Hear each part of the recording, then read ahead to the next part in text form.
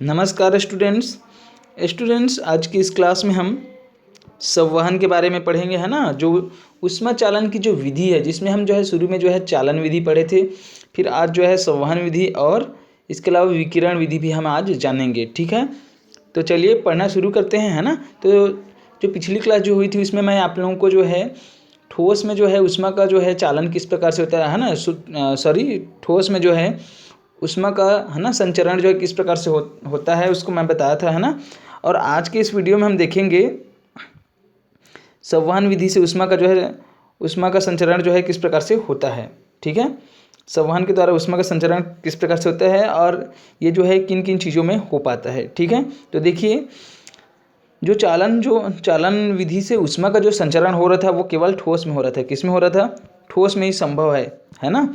Okay, लेकिन जो जैसे द्रव है ना, जितने भी जो द्रव है और जो गैस है, ठीक है, तो द्रव और गैस क्या होते हैं? ये जो है ऊष्मा के जो है है ना, ऊष्मा के ये क्या होते हैं? ये जो है कुचालक होते हैं। क्या होते हैं? कुचालक। जो द्रव है और जो गैस है वो ऊष्मा के जो है क्या होते हैं? कुचालक होते हैं। इसी कारण से जो है इनमें जो है चालन विधि से जो है क्या नहीं होता? ऊष्मा का संचरण जो है चालन विधि से नहीं हो पाता। समझ में आ रहा है ना। इस कारण से जो गैस है, द्रव है, इनमें जो है संवहन विधि से क्या होता है? संवहन विधि से ऊष्मा का संचरण होता है ना। इसके लिए जो है आप उदाहरण के रूप में जो है देख सकते हैं। जैसे मान के चलिए यहाँ पर जो है आपको चित्र दिखाई दे रहा होगा इस प्रकार से। इसके लिए आप जो है एक फ्लास्क ले सकते हैं इस प्रकार से, ऐसा उसमें पानी भर दीजिए और पानी भरने के पश्चात आप क्या कर सकते हैं, इसमें जो है कुछ रंगीन जो है कुछ कलर करने वाला, पानी को कलर करने वाला कोई भी रेड कलर कोई भी चीज़ आप डाल सकते हैं। ठीक है, उसके बाद जैसे ही गर्म करेंगे तो आपको जो है इस प्रकार जैसे जैसे गर्म करते जाएंगे तो आपको जो है एक धारा नज़र आएगी। किस प्रकार से?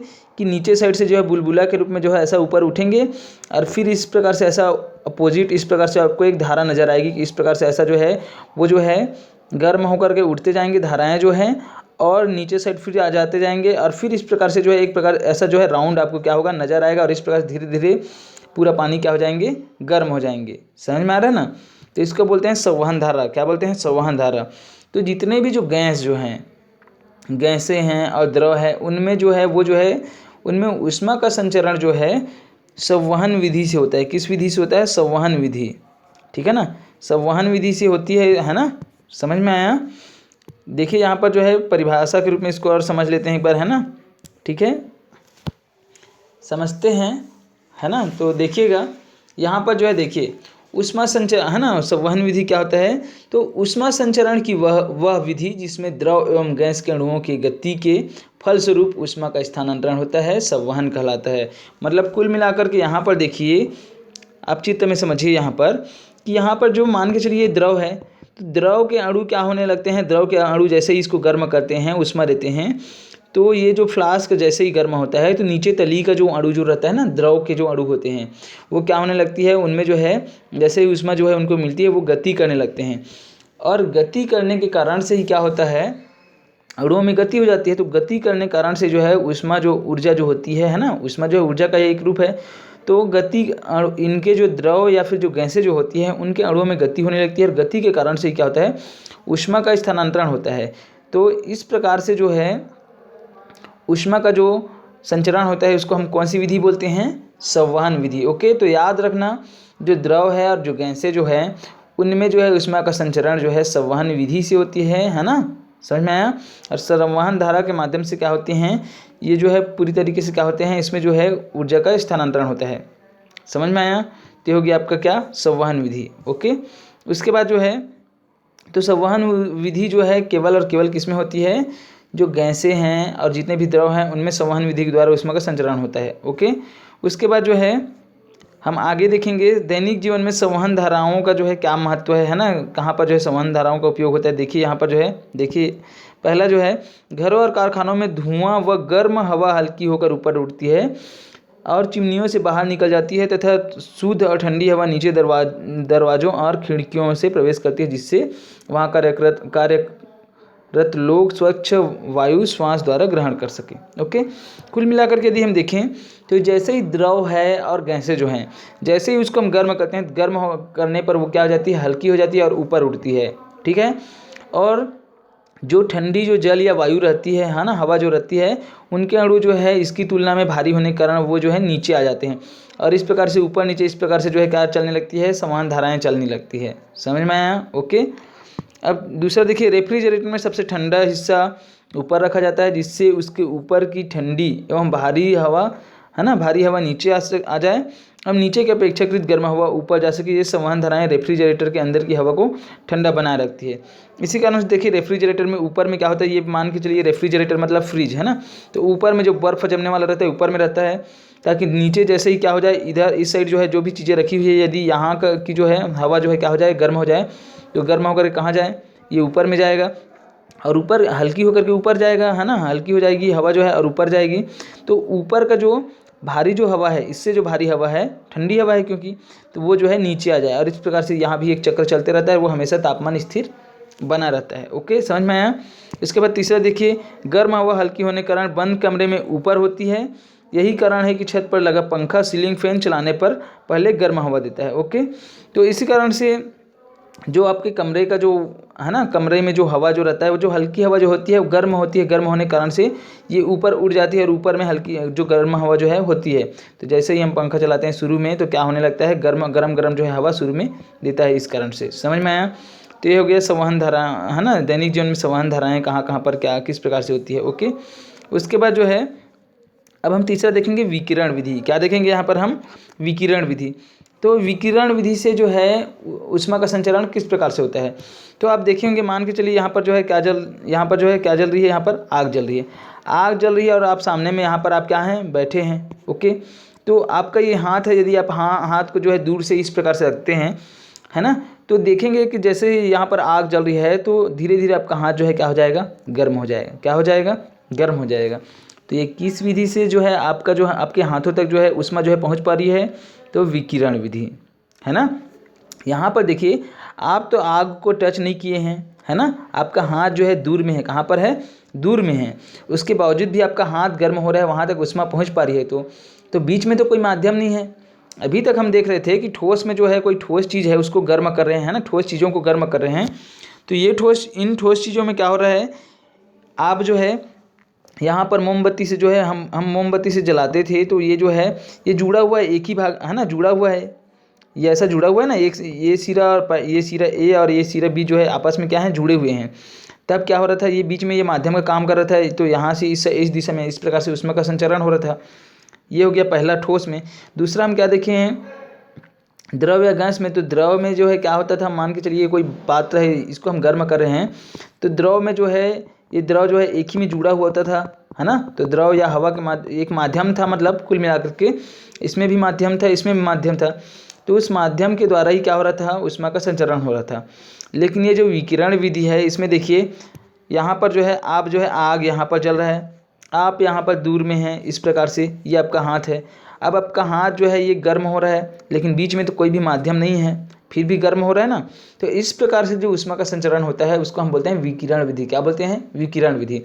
सूर्य से पृथ्वी तक जो है, सूर्य से जो है पृथ्वी तक जो है जो ऊष्मा का संचरण जो होता है ना, वो जो है विकिरण के माध्यम से, विकिरण विधि के माध्यम से ही होता है। मान के चलिए ये सूर्य है और ये जो है क्या है, ये सूर्य है ना, ये सूर्य है और ये जो है यहाँ पर क्या है, ये पृथ्वी है। तो यहाँ से यहाँ तक जो है ऊष्मा जो है, सूर्य से पृथ्वी तक जो ऊष्मा जो होती है, तो जो आती है ना, तो बीच में कोई भी माध्यम नहीं होता, निर्वात है। क्या है? निर्वात है, हवा भी नहीं है ना, फिर भी जो है ऊष्मा पृथ्वी तक पहुँच पाती है। तो इसका कारण क्या है? विकिरण विधि। तो विकिरण विधि से ही क्या होता है, ऊष्मा जो है पृथ्वी तक पहुँच पाती है ना। तो विकिरण विधि में जो है कोई भी माध्यम की आवश्यकता नहीं पड़ती है, और इस प्रकार से जो ऊष्मा का संचरण होता है उसको हम क्या बोलते हैं, विकिरण विधि। ओके, और यहाँ पर एक चीज़ और है ना, कि जो है अगर जो है जहाँ से जो ऊष्मा का स्रोत जो है और कोई वस्तु है, तो इनके बीच में जो है जितनी ज़्यादा दूरी होगी उतना ही क्या होगा, ऊष्मा जो है कम मात्रा में पहुँच पाएगा है ना। और यदि दूरी जो है कम होगी तो ऊष्मा जो है बहुत ज़्यादा होगी। इस कारण से मान के चलिए आप आग के पास में ऐसा इस प्रकार से बैठे हैं, पास में बैठे हैं, तो आपका हाथ जो है ज़्यादा गर्म होगा, और दूर में बैठे हैं तो क्या होगा, कम गर्म होगा। समझ में आया? तो यह है क्या आपका विकिरण विधि। विकिरण विधि में जो है माध्यम की कोई आवश्यकता नहीं होती है। समझ में आया? उसके बाद हम आगे देखते हैं, यहाँ पर जो है ये हो गया विकिरण विधि है ना। इसके बाद जो है देखिए दैनिक जीवन में ऊष्मा विकिरण के जो है कहाँ पर हम देखते हैं ऊष्मा का जो है संचरण विकिरण विधि से होती है। देखिए इसके कुछ जो है ना दैनिक जीवन में उपयोग भी देखिए कि गर्मी के दिनों में हम सफ़ेद या हल्के रंग के कपड़े पहनते हैं जिससे उनके द्वारा ऊष्मा का अवशोषण कम हो और हमें गर्मी भी ना लगे। तो हम गर्मी के दिनों में आप देखे होंगे सफ़ेद कपड़ा क्यों पहनते हैं, इसलिए पहनते हैं क्योंकि सफ़ेद कपड़ा क्या कर देता है, जो ऊष्मा जो होती है उसका जो है क्या कर देता है, पूरी तरीके से जो है उसको जो है परावर्तित कर देता है, अवशोषण नहीं करता। इस कारण से जो है गर्म जो हल्के रंग के कपड़े होते हैं या फिर जो सफ़ेद रंग के कपड़े होते हैं वो जो है कम गर्म होते हैं, है ना, ऊष्मा का अवशोषण नहीं करते क्योंकि पूरी तरीके से क्या कर देते हैं, परावर्तित कर देते हैं। इस कारण से हमको गर्मी नहीं लगती। ओके, समझ में आया। उसके बाद जो दूसरा देखिए यहाँ पर दूसरा है ठंड के दिनों में हम काले और गहरे रंग के कपड़े पहनते हैं, है ना। तो क्यों पहनते हैं, क्योंकि काले या गहरे रंग के कपड़े जो है ऊष्मा के क्या होते हैं, बहुत अच्छे जो है अवशोषक होते हैं। और अवशोषक होने के कारण से क्या होते हैं, ये जो है गर्म होते हैं, बहुत जल्दी क्या हो जाते हैं, गर्म हो जाते हैं और लंबे समय तक जो है जो ऊष्मा को जो है अवशोषित करके रख पाते हैं।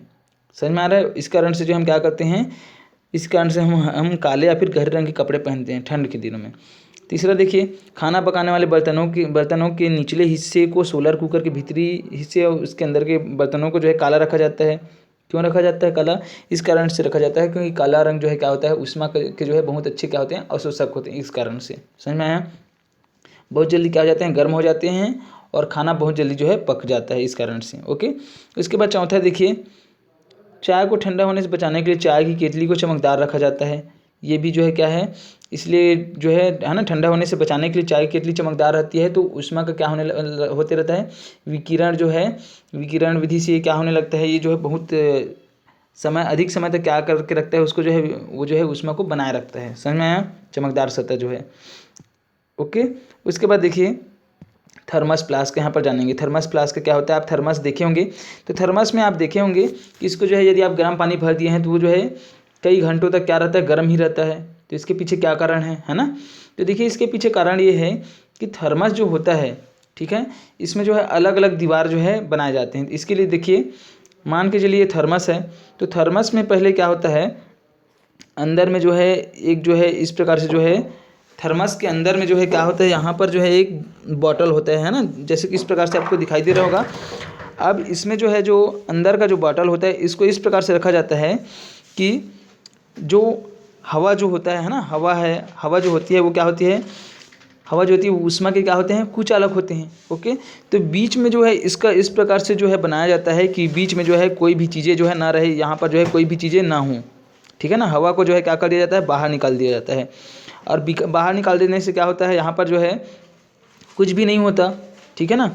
तो कुछ नहीं होने के कारण से क्या होता है, इस साइड से जो है किसी भी प्रकार से जो है ऊष्मा जो है एंटर नहीं कर पाती है ना, और न ही अंदर की ऊष्मा बाहर निकल पाती है और न ही बाहर की ऊष्मा जो है अंदर जा पाती है। ओके, इसके अलावा जो है तो कुल मिलाकर के देखा जाए तो जो चालन विधि से जो ऊष्मा का संचरण होता है और इसके अलावा संवहन विधि से जो है ऊष्मा का संचरण होता है, तो ये दोनों विधि इसमें जो है नहीं हो पाती। इसके बाद जो तीसरी जो विधि जो होती है विकिरण विधि, तो विकिरण विधि से भी जो है क्या ना हो, ऊष्मा का जो है किसी प्रकार से जो है हानि ना हो। इस कारण से क्या किया जाता है, ये वाला जो अंदर का जो सतह रहता है इसको चमकीला कर दिया जाता है ताकि क्या हो, विकिरण विधि से जो है ऊष्मा का किसी भी प्रकार से क्या ना हो, हानि ना हो, है ना। और ये जो है एक दूसरे से जो है विकिरण इधर उधर टकराव और क्या होता है, वो जो है विकिरण ऊष्मा को जो है बनाए रखती है। इसी कारण से क्या होता है, जो थर्मस जो होता है उसमें लंबे समय से क्या होता है, कोई भी चीज़ जो है हम रखे रहते हैं तो उसका तापमान जो है स्थिर बना रहता है। समझ में आया। ओके, तो ये था आपका क्या, ये था आपका ऊष्मा का संचरण। ओके, तो इस प्रकार से आपका चैप्टर, ये वाला चैप्टर जो है समाप्त होता है। अब जब नेक्स्ट क्लास होगी उसमें हम नया चैप्टर जो है पढ़ेंगे, ठीक है। तो आज के लिए बस इतना ही। जय हिंद, जय भारत, जय छत्तीसगढ़।